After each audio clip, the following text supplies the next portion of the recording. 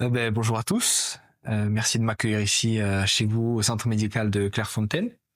Donc on a déjà vu un petit peu tout autour comment vous travaillez. On a vu le doc, on a vu les kinés, on a vu les prépas, on a vu le diète. Donc on a la chance aussi d'avoir le psy avec nous. Je voulais savoir, on va faire un petit tour de table, savoir d'où vous venez et qu'est-ce que vous faites ici. Geoffrey Mémin, je suis préparateur physique et en charge de la réathlétisation depuis plus de 10 ans au centre médical de Clairefontaine, voilà. Auparavant à l'INSEP et au Paris Football Club féminin aussi. Et Élodie Olivier, je suis kiné au centre médical depuis environ 7 ans et demi. Auparavant, j'ai travaillé en libéral et je suis parallèlement à ça aussi kiné en équipe de France féminine. Moi, je m'appelle Alexandre Lejeune, je suis psychologue du sport. Ça fait un peu plus de 10 ans que je suis ici aussi. Je viens de Rennes. Je travaille à Rennes, du coup, avec des sportifs qui sont pas spécialement dans le foot. Et j'ai travaillé au Paris Saint-Germain aussi pendant un peu plus de 10 ans. Ok.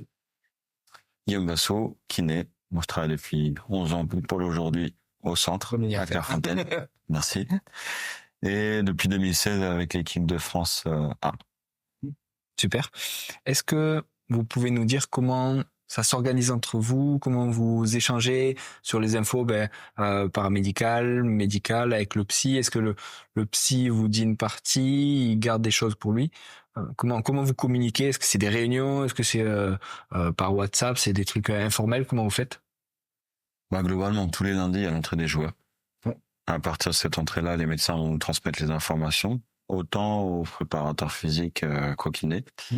Alex intervenant le mercredi, lui va faire un point avec le kiné prépa responsable du joueur. Ouais.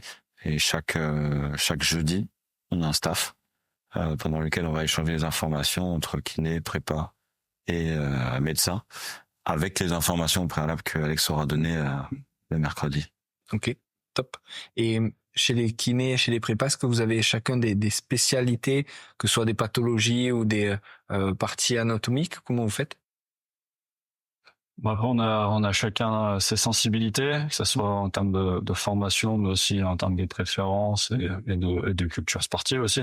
Donc forcément, on a tous nos petites spécificités. On est assez complémentaires. Jean et moi sur la partie réathlée, on est assez complémentaires là-dessus. Les kinés, c'est pareil. Donc après, on essaie de fonctionner dans l'échange permanent. C'est pour ça, t'as vu, on a un bureau commun. Ça c'est énorme. Et du coup, on a énormément d'échanges dans la salle, ensemble, autour du joueur. On est souvent à 2, à 3, entre deux portes. Et au niveau des pathologies, est-ce qu'il y a des pathologies que vous voyez plus fréquemment? Est-ce que c'est beaucoup de croisés? On en avait parlé de pubalgie aussi sur l'épisode. Quelle pathologie vous voyez et comment vous traitez ça? En termes de pathologie, on va essentiellement avoir évidemment les ligaments croisés. On a beaucoup de chondropathies aussi, qui sont peut-être un petit peu plus difficiles aussi à gérer en club. Dernièrement, on a aussi pas mal de lésions musculaires récidivantes notamment. Vous ischio? Principalement, mais aussi droit fémoral. Donc voilà. Après, on va avoir aussi évidemment toutes les autres pathologies type tendinopathie. Après, nous, c'est un peu biaisé parce que forcément, on reçoit en deuxième intention, j'ai envie de dire. Donc surtout pour les pathologies chroniques. Et généralement, elles sont traitées en club en première intention, et c'est souvent quand il y a un échec ou des récidives qu'on les reçoit ici. Et du coup, par rapport aux chondropathies et par rapport aux lésions itératives, qui c'est qui vous recontacte? Est-ce que c'est le club? Est-ce que c'est le médecin? Tu vois comment vous faites? Ça dépend. Mais ça dépend. Ça peut être le club, ça peut être le médecin, ça peut être le chirurgien, ça peut être l'agent, ça peut être le joueur lui-même qui connaît chez nous, qui connaît un des membres du staff, qui a été INF quand il était jeune et qui revient plus tard. Ou qui connaît un des jours passés par ici. Exactement. Oui, s'ils discutent. Ouais. Ça dépend vraiment du contexte. Tout est possible. Et du coup, vous avez une majorité de footballeurs ou quel pourcentage de footballeurs et quels autres athlètes vous avez? La vocation de la direction médicale, notamment de Thomas Maillet, c'est d'avoir un max de footballeurs parce qu'on est quand même au centre installé football. Maintenant, ça fait bien 5 ans qu'on a diversifié l'activité. Donc, on peut avoir d'autres sports collectifs. Il y en a notamment beaucoup les filles du handball féminin en France. On peut avoir quelques rugbyman qui viennent de temps en temps. On peut avoir des sports individuels, comme en ce moment, on a une cavalière. Donc, on essaie de diversifier quand même davantage la prise en charge des athlètes. Et entre les patients, entre eux, comment ça se passe quand il y a quelqu'un d'une autre discipline qui arrive? Est-ce qu'il y a de la, je sais pas, est-ce qu'il y a de la curiosité, ils vont se questionner sur, ah ouais, tu fais quoi comme sport et comment ça se passe, etc. Et vous, comment vous le gérez d'avoir, on va dire, quelqu'un extérieur au football? Est-ce que ça change votre prise en charge? Ou alors, de toute façon, la prise en charge elle dépend de la pathologie et de la personne et pas forcément de sa discipline? C'est plein de questions. Ouais, je pense qu'Alex, il aura des petites infos sur le... Ouais. Non, mais sur la première partie, toi, tu dois avoir des petites infos sur le fait d'avoir des milieux différents. Ouais. Et sur la prise en charge spécifique, je pense que j'offre ce qu'il faut aussi.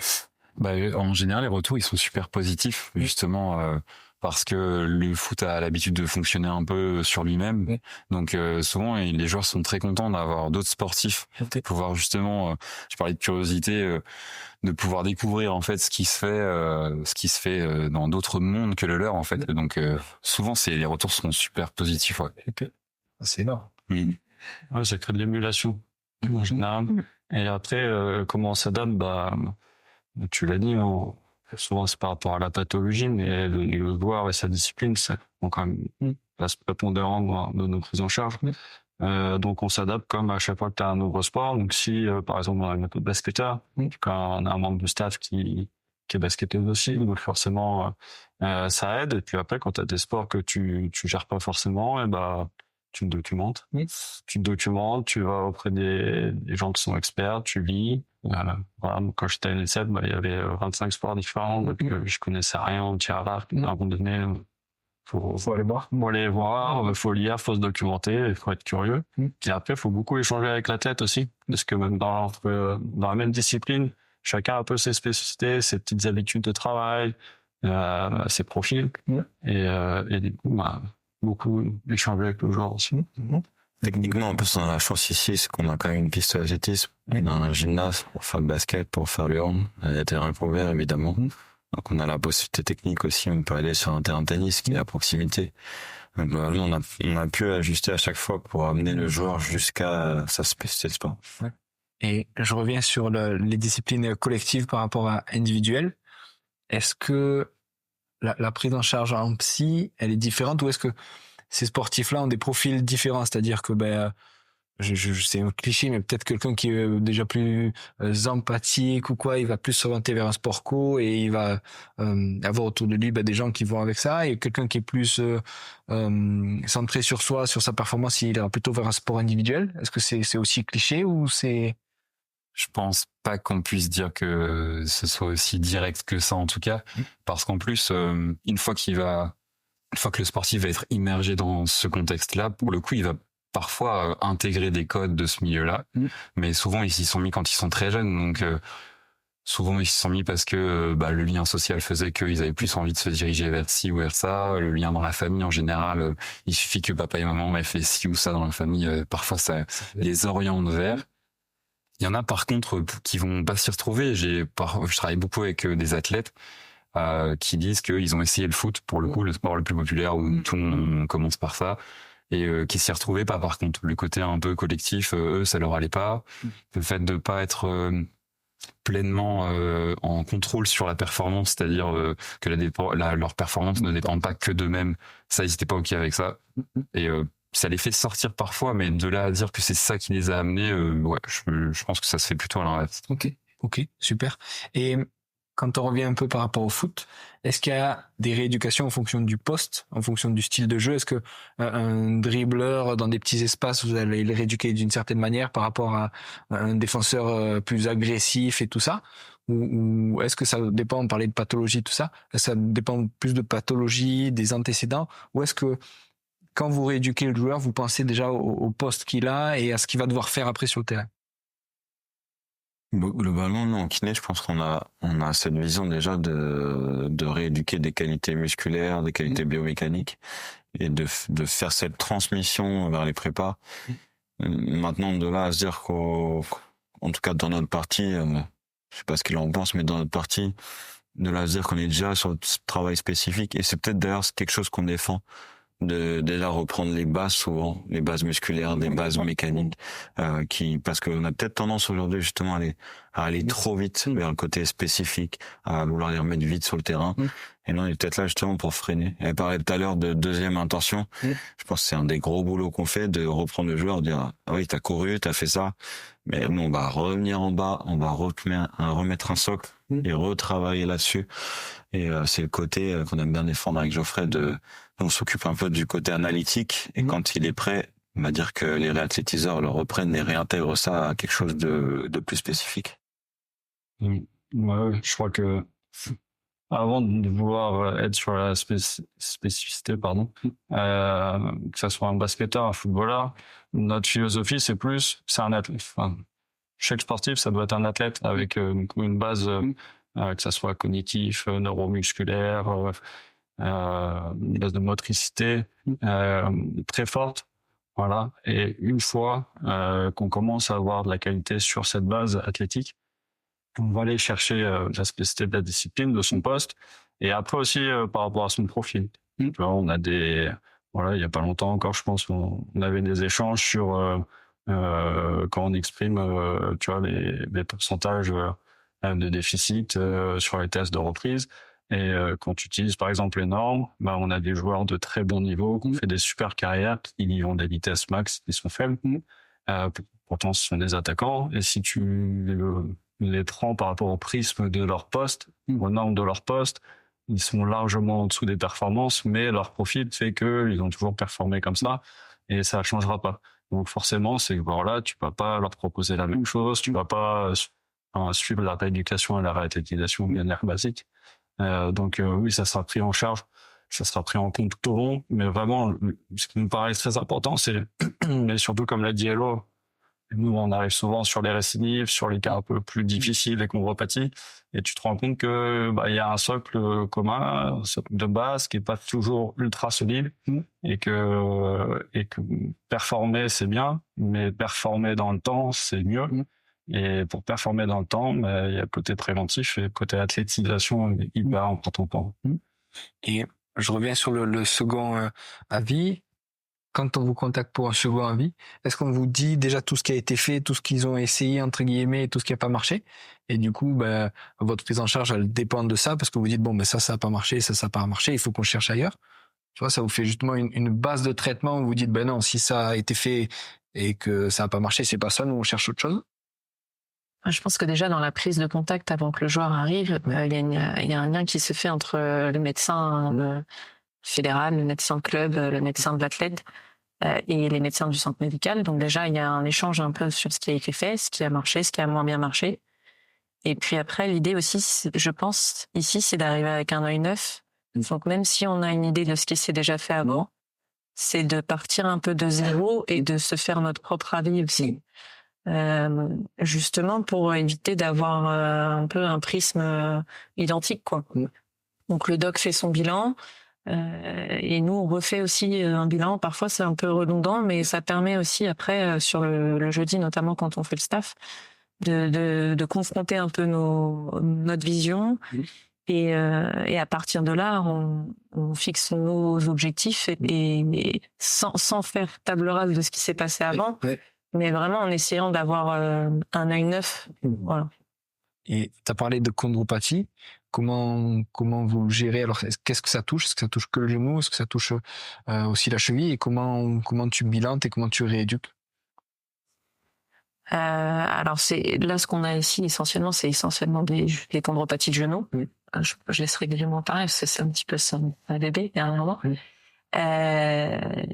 Vas-y, je te laisse la parole si tu veux. T'as Ouais, pas de Globalement, on va revenir à ce qu'on disait avant. Moi, je trouve que les chondropathies, à l'école de kiné, de façon ou ailleurs, on nous a toujours un peu stimulé dans le truc, faut divertir tes exercices, etc. Quand ils arrivent, la plupart du temps, on a deux cas. T'as ceux qui arrivent et ils ont fait de la charge lourde, etc. Et je pense qu'ils manquent de travail analytique. Ils manquent de confiance en eux parce qu'il y a vraiment un truc psychologique qui s'installe entre non mais cet exo il me fait mal, non mais ça je peux pas faire, il me fait mal. Et nous, à partir de ce moment-là, quand tu as une inhibition qui s'installe comme ça et qui perdure, c'est très compliqué. Donc pour moi, le bilan va y passer beaucoup de temps. Ça va être très facile à voir si t'as un déficit du quadri ou pas. Même si des fois, les docs vont demander un test ciseau, t'en fais un, tu sais que ça va être catastrophique. Même si ce test ciseau, il nous permet d'identifier les zones de douleur, d'avoir malgré tout un déficit, mais il peut avoir un impact négatif sur au niveau du joueur. Maintenant, faut s'en servir, rebondir là-dessus pour remettre justement du positif. Bon, tu l'as vu ce matin, c'est ça que moi j'aime bien, les prendre en tête à tête, en manuel, repositiver le truc. Il n'y a pas de côté sain, il n'y a pas de côté lésé. On essaie vraiment de redynamiser, de faire beaucoup de focus interne et après être sur du travail très analytique. Ça fait rire l'eau parce que je prépare un petit topo là-dessus, mais dans mon topo, je disais si t'as mal à la tête, tu prends un Doliprane. Si t'as mal au ventre, tu prends un Spasfon. Un quadri, c'est pareil. Bon, si t'as un déficit du quadri, tu vois pas l'intérêt de l'emmener sur des squats, des fentes et autres. En tout cas, il le fera à un moment. Là, il y aura un intérêt. Mais initialement, quand tu as une inhibition d'un quadri comme ça, il faut que tu lui donnes ce dont il a besoin. Et après, on l'emmènera vers la suite. Mais de là à bilanter, non. Moi, je perds pas beaucoup de temps sur le bilan. On n'a pas forcément beaucoup de temps, même si c'est beaucoup, 3 semaines avec un joueur. Mais il va aller vite à l'essentiel. On sait en plus qu'en musculaire, quand on met quelque chose en place, les résultats sont pas immédiats. Donc, il faut que tu puisses garder ton patient avec toi, qu'il te fasse confiance et que, un peu, tu puisses le faire glisser vers la réathlétisation au fur et à mesure. Sur les chondropathies, t'as toujours un petit peu le même profil. Tu sais que si tu veux remettre ton athlète sur le terrain dans de bonnes conditions, il faut que musculairement ça soit nickel. Je vois encore hier soir, je pense que je lisais un article d'Harper sur l'activation du profil moral sur le freinage. Et sur son étude, il est sur 300% d'un IGSF. Donc ça montre bien que musculairement, il faut que ça soit nickel pour protéger ton genou. Et on a souvent les mêmes profils, c'est-à-dire musculairement, même s'il y a de l'hypertrophie, il y a du volume, il y a de l'atrophicité, c'est pas toujours très efficace. Et après, c'est aussi comment ton genou se réintègre dans la chaîne complète. Et c'est souvent des athlètes qui ont eu des douleurs chroniques, qui sont mis dans des schémas de protection et qui du coup sous-utilisent ou surutilisent des articulations. Et on a quand même un énorme travail, en tout cas sur la partie réathlée, pour remettre le genou dans sa chaîne complète et aussi renforcer le pied et la hanche avec toute la stabilisation de bassin, etc., pour essayer de réduire et essayer de répartir au mieux les contraintes pour que le genou soit moins sollicité et essayer de répartir la contrainte entre la cheville, le genou et la hanche. Et du coup, là-dessus, c'est quand même hyper important. Et du coup, alors toujours un peu sur cette pathologie, en psy, quelqu'un justement qui a eu mal pendant longtemps et qui ose moins utiliser son genou et tout ça, comment toi tu le gères et comment tu peux, j'allais dire le rassurer, mais par rapport à ce qui est fait en kiné et en prépa, comment tu peux lui dire, bah voilà, ça va de mieux en mieux, moi mes collègues ils me disent que ça va de mieux en mieux, comment mentalement tu peux l'améliorer un peu là-dessus? Déjà, ce qui est intéressant, c'est de voir pourquoi il a insisté autant sur pourquoi il a déréglé autant son système de douleur, en fait. Est-ce qu'il y a des enjeux particuliers? Parce que lui faire prendre conscience que il a moins mal qu'avant, ça, pour le coup, il va savoir le faire, et puis les kinés vont le faire super bien à chaque fois. Ce qui va être plus intéressant pour moi à travailler, c'est de comprendre pourquoi il s'est mis dans cette posture-là. Est-ce qu'il y a des enjeux particuliers au club? Est-ce que lui, il se fixe des objectifs particuliers qui vont mettre son corps en danger pour le coup et qui vont le faire, en tout cas, être moins qualitatif dans le travail qu'on va lui proposer ici? Et il y a un petit exercice que je propose assez vite en général, c'est d'essayer d'évaluer un peu les points de comparaison sur le j'ai mal, j'ai pas mal, ok, mais plutôt d'intensifier déjà la douleur, c'est à quel point j'ai mal, qu'est-ce que je ressens exactement, on parle de gêne, de douleur, et puis souvent sur des athlètes qui sont habitués à avoir mal, ils vont se comparer sur le si ça avance pas, c'est que du coup je suis tout le temps j'ai toujours le même ressenti. Alors que quand on leur pose la question de, souvent ils se comparent à avant d'être blessé, je ressentais ci, je ressentais ça, et donc c'est soit j'ai mal, soit j'ai pas mal. Mais en fait, de pouvoir aussi dérégler un peu son point de comparaison en disant bah ouais mais la semaine dernière t'étais déjà blessé, est-ce que t'avais plus mal, moins mal?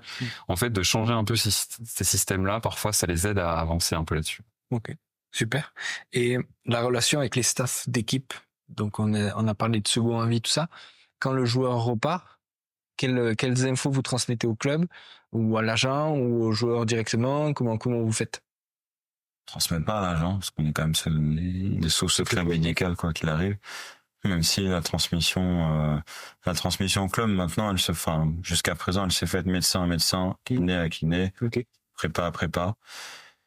Maintenant, on essaye d'augmenter ça pour faire comprendre aussi au staff de club qu'on n'est pas là pour être en concurrence, en fait, qu'on est vraiment là pour apporter de l'aide, faire en sorte que le joueur revienne soit aussi dans une certaine autonomie par rapport à ce qu'ils peuvent mettre en place, et qu'ils aient aussi les moyens de continuer le travail qu'on a mis en place ici, parce que souvent c'est pas forcément terminé.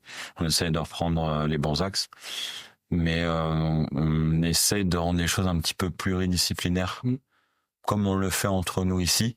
Sauf qu'on sait on sait aujourd'hui qu'en club, ça reste assez segmenté entre staff technique, staff médical, ce qui n'est pas du tout notre cas, comme tu as pu le voir ce matin. On partage beaucoup d'informations, même si c'est aussi lié au fait que nos prépas ont une grande sensibilité médicale par rapport à ça.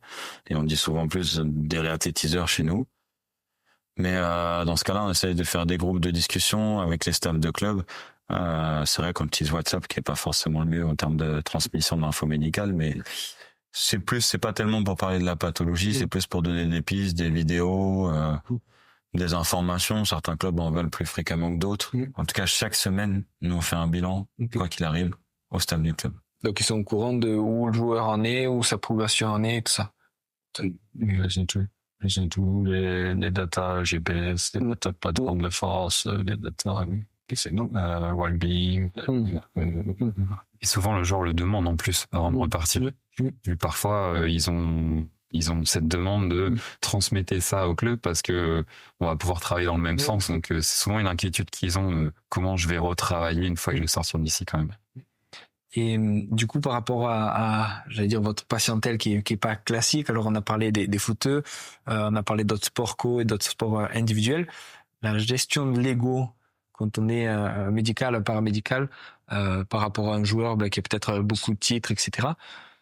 Vous, comment vous le gérez en tant que praticien, et est-ce que ça vous met une pression de vous dire je soigne X ou Y, il est champion du monde, il a fait ci, il a fait ça. Est-ce que vous, ça change quelque chose, ça vous met une pression, et comment vous le gérez? Moi, perso, pas du tout. Non. Je pense que toute l'équipe, on essaie de considérer tous les athlètes de la même manière.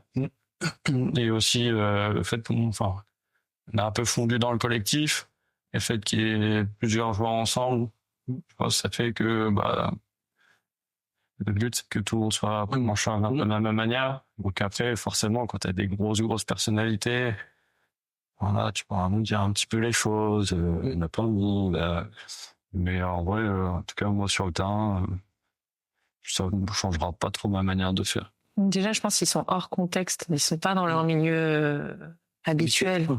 Donc leurs comportements sont, à mon sens, pas tout à fait les mêmes non plus ici. La structure, elle est assez, le centre médical, il est assez cocooning ici, donc que tu sois un joueur d'équipe de France ou un joueur de national, on a un petit peu le même temps, on a le même temps à accorder à tout le monde, et je pense qu'on, sans se forcer, ça c'est assez naturel. On attribue la même attention à tout le monde, en fait. Donc déjà, je pense que ça nivelle un petit peu les égos. À mon sens, après, je fais commencer les jeux de la partie psy, mais... Je trouve ça intéressant, parce que je trouve que dans la réponse de Geoffrey, ça dit tout de comment on travaille ici, parce que t'as parlé de grosses personnalités, t'as pas parlé de gros statuts, déjà. Je trouve que quelqu'un qui peut être plus difficile, entre guillemets, à gérer, où on va devoir arrondir les angles, c'est pas nécessairement celui qui arrive du gros club à l'étranger. En fait, parfois c'est la sensibilité aussi, on va sentir que on va devoir adapter un petit peu plus avec lui, mais c'est pas en fonction de son statut, quoi. Pour ce qui est de l'ego, moi, pour le coup, dans mon métier, c'est un petit peu différent, parce que le fait d'aller voir un psy à ce moment-là, c'est quand même quelque chose où l'ego, il est quand même un petit peu mis en danger dans leur représentation, pas dans les faits, mais dans leur image qu'ils peuvent en avoir. D'ailleurs, au tout début, il y avait des questionnements on peut te présenter comme un prépa mental, ça fera alors qu'en fait, non, il faut leur montrer aussi qu'un rendez-vous psy, ça peut ressembler à ça aussi. Ça peut être très simple et très. Il n'y a pas de canapé. Non, Il y a pas de canapé. Non, il s'allonge pas. Non. Ouais. Mais il y a ce côté un peu, je vais devoir m'exposer, je vais devoir me mettre un peu à nu, et donc du coup forcément il y a beaucoup de mécanismes de défense. Tu parlais des différents sports, moi je le remarque, en tout cas c'est plus vrai chez les footeux que chez les autres sportifs. Je pense pas que ce soit le foot qui provoque ça, parce que dès que j'ai affaire à un sportif, à un footballeur qui est pas passé par un centre de formation, ces mécanismes de défense, ils n'existent pas déjà. Donc je trouve ça super intéressant, plutôt que de catégoriser le sport, plutôt de voir à quel point ils ont été influencés par le milieu dans lequel ils baignent depuis des années, quoi. C'est énorme.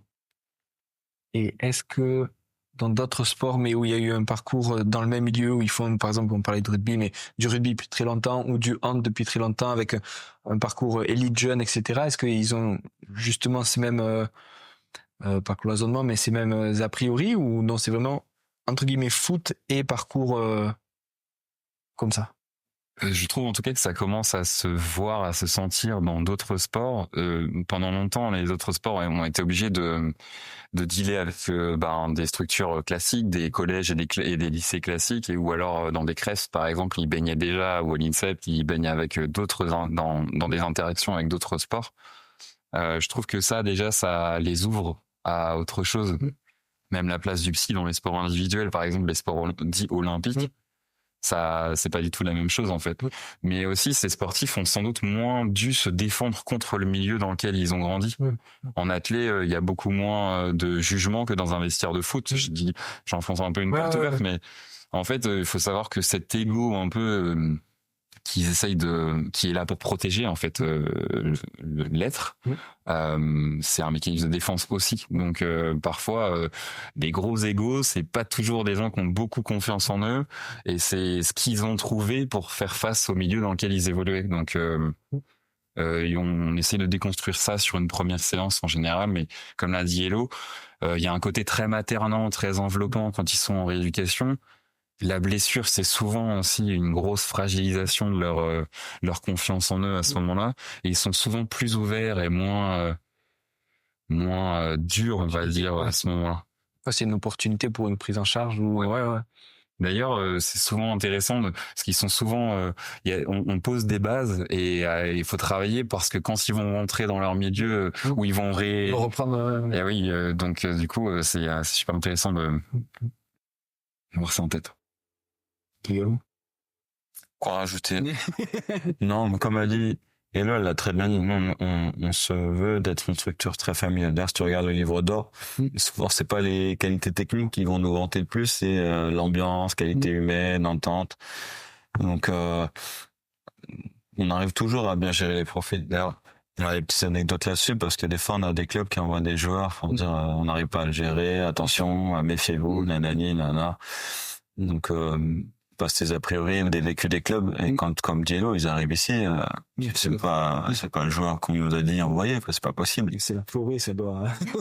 Je sais pas, ça doit les calmer, mais, et puis après, comme dit Alex, c'est vrai qu'à un moment, on a été confronté pendant longtemps, et ça va mieux, mais bon, tu rentres à Clairefontaine, systématiquement ici, il y a un bilan psy obligatoire, un bilan diète et un bilan podo, posturo, selon la pathologie.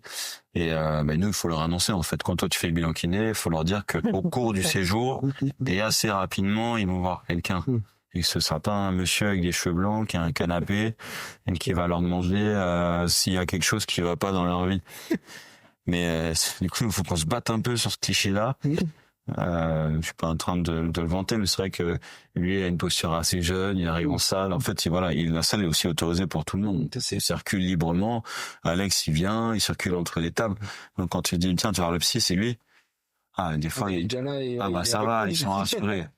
Mais t'en as malgré toi aussi où tu fais des petits jeux avec eux, leur dire bon s'il te plaît j'ai besoin que tu le vois, ça fait partie, tu vas au moins 5 minutes. Et on pense qu'on se souvient tous de celui-là, et il dit 5 minutes, tu vois, dans 5 minutes je suis ici là sur la table, donc on n'aime même pas les serviettes, dans 5 minutes je suis là.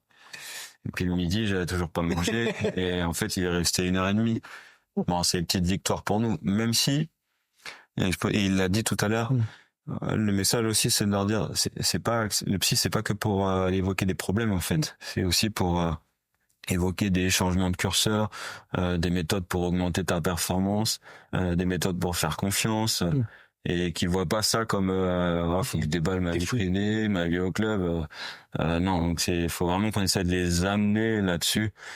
Et il y a peut-être que là où dans les profils qu'on peut recevoir, on sait, et Alex le sait bien aussi des fois, ce qui peut nous indiquer, tiens, il vaut mieux que ce soit Elodie qui prenne ce profil-là. Ou tiens, il vaut mieux que ce soit François, parce qu'il y a un profil qui va peut-être mieux marcher. Ouais, c'est énorme. Et nous, on n'a pas, parce que tu as parlé de l'ego des patients, mais il y a l'ego des soignants aussi à gérer.